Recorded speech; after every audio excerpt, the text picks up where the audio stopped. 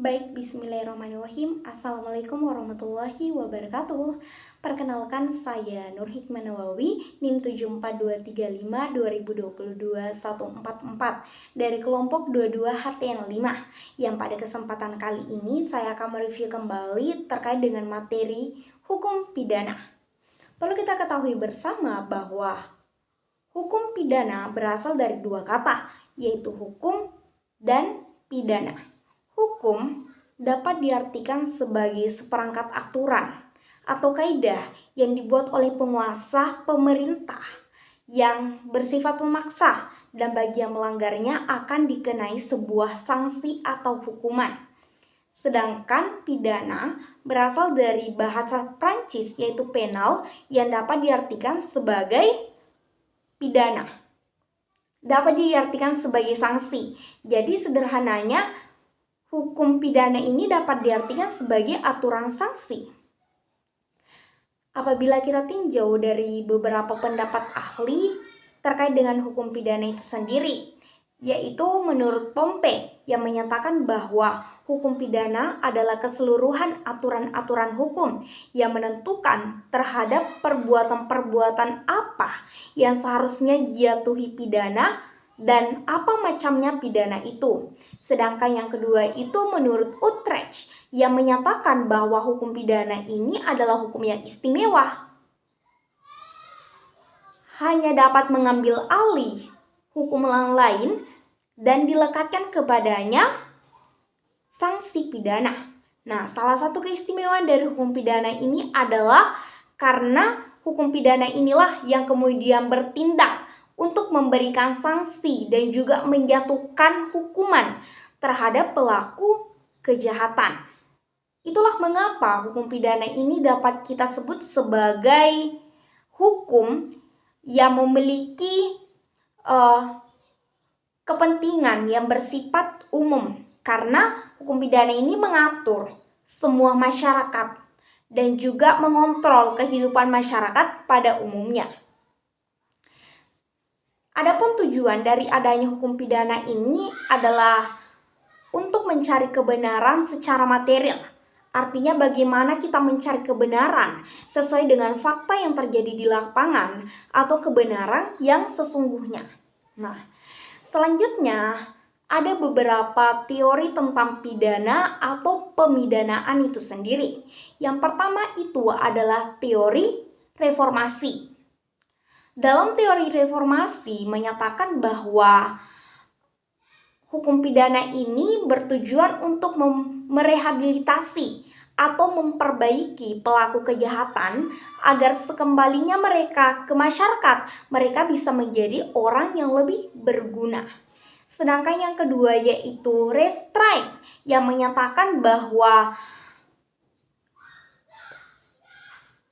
pidana ini ditujukan untuk mengasingkan atau memperbaiki pelaku kejahatan untuk memberikan rasa aman kepada masyarakat. Sedangkan yang ketiga yaitu retributif yang artinya membalas pelaku kejahatan. Dan yang keempat adalah deterrence, yaitu untuk menjerat dan juga mencegah.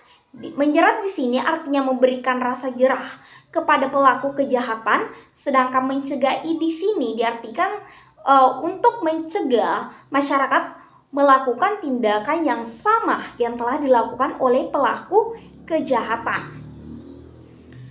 Selanjutnya yaitu terkait dengan teori penjatuhan pidana.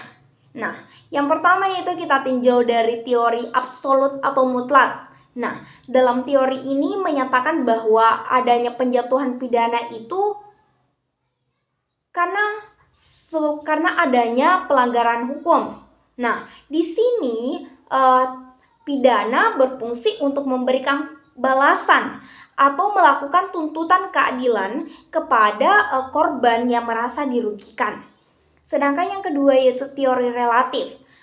Teori relatif menyatakan bahwa adanya penjatuhan pidana di sini ditujukan karena adanya tujuan-tujuan yang hendak dicapai. Nah, salah satu tujuan yang paling umum yaitu adalah untuk memberikan rasa jerah kepada pelaku kejahatan. Sedangkan yang ketiga adalah teori gabungan. Artinya gabungan antara pembelasan dan juga pencegahan, yang dimana antara pembelasan dan pencegahan di sini tidak menitik beratkan pada salah satu titik, tetapi bagaimana pencegahan dan pembelasan dapat berada pada posisi yang seimbang. Selanjutnya, apabila kita berbicara tentang delik. Nah, menurut Simons, delik ini dapat diartikan sebagai perbuatan yang diancam pidana karena melakukan kesalahan, melanggar hukum, dan dilakukan oleh orang yang dapat bertanggung jawab. Nah, delik ini juga terbagi atas dua lagi, ada yang dinamakan sebagai delik aktif dan ada dinamakan sebagai delik fasik. Nah, delik aktif ini artinya kita melakukan tindakan pidana secara nyata atau dilakukan oleh kita sendiri. Contohnya saja, kita melakukan sebuah pembunuhan atau penipuan. Nah, adapun delik fasik ini, kita dituduh sebagai orang yang melakukan tindak kejahatan meskipun pada dasarnya kita itu adalah orang yang mengabaikan atau dalam tanda kutip tidak melakukan sesuatu. Mengapa kita termasuk sebagai orang yang melakukan tindak kejahatan? Karena kita mengabaikan orang yang melakukan, kita membiarkan orang yang melakukan tindak kejahatan, sehingga kita juga disebut atau terjerat sebagai orang yang kemudian melakukan tindak kejahatan meskipun pada dasarnya kita dalam keadaan statis atau diam saja. Beberapa macam-macam delik. Yang pertama itu adalah delik formil dan delik material. Nah, delik formil ini adalah melakukan kejahatan, tetapi tujuan yang hendak dicapai itu belum tercapai. Contohnya saja ketika kita melakukan tindak percobaan pembunuhan. Nah, selanjutnya yaitu delik material. Dikatakan sebagai delik apabila telah selesai melakukan sebuah tindak kejahatan dan ada akibat yang ditimbulkan. Contohnya saja kita melakukan pembunuhan dan pembunuhan itu sudah terjadi. Itulah yang kemudian kita sebut sebagai delik material. Nah, selanjutnya itu adalah delik aduan dan delik biasa. Delik aduan itu adalah suatu kejahatan yang hanya dapat dilaporkan oleh orang-orang yang merasakan atau orang-orang yang mengalami. Sedangkan delik biasa adalah delik yang bisa dilaporkan oleh siapa saja atau bisa dilaporkan oleh semua orang. Selanjutnya itu adalah delik sengaja dan delik lalai. Delik sengaja merupakan delik yang didasari dengan niat. Sedangkan delik lalai artinya di sini delik itu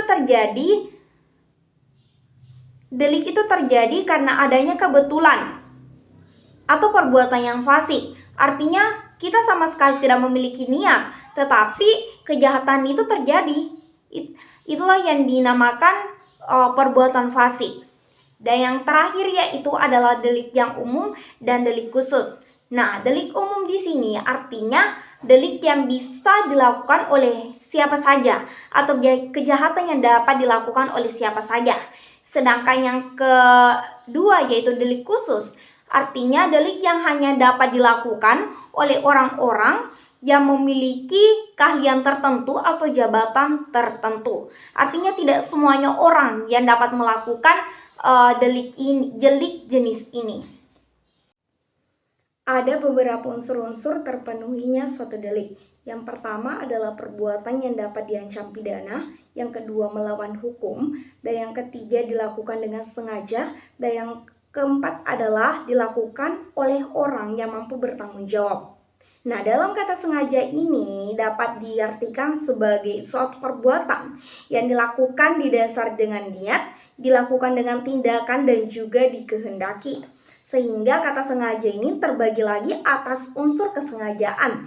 Yang pertama itu sengaja sebagai maksud yang memiliki motif dan juga modus. Dan yang kedua yaitu sengaja dengan kesadaran.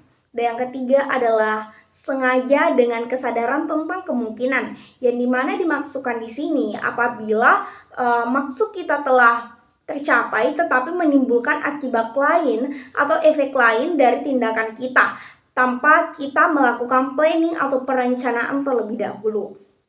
Nah, selanjutnya yaitu kulfa atau lalai. Kulfa berada terletak antara sengaja dan kebetulan, sehingga kulpa ini dapat dikatakan sebagai tindakan sengaja tapi bersyarat. Mengapa? Karena dalam kata lalai ini tidak ada niat di dalamnya.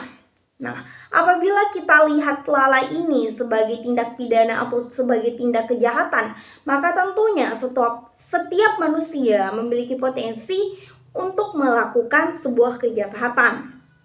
Mengapa demikian? Karena dalam diri manusia itu memiliki karakteristik atau ciri-ciri yang memungkinkan mereka melakukan kejahatan. Yang pertama yaitu sikapnya yang tidak cakap. Dan yang kedua yaitu mudah emosi atau emosional. Dan yang ketiga yaitu terlalu terburu-buru, tergesa-gesa atau tidak sabaran. Baik, mungkin itulah yang dapat saya sampaikan. Sekian dari saya. Wallahu muwaffiq ila aqwamit thoriq. Wassalamualaikum warahmatullahi wabarakatuh.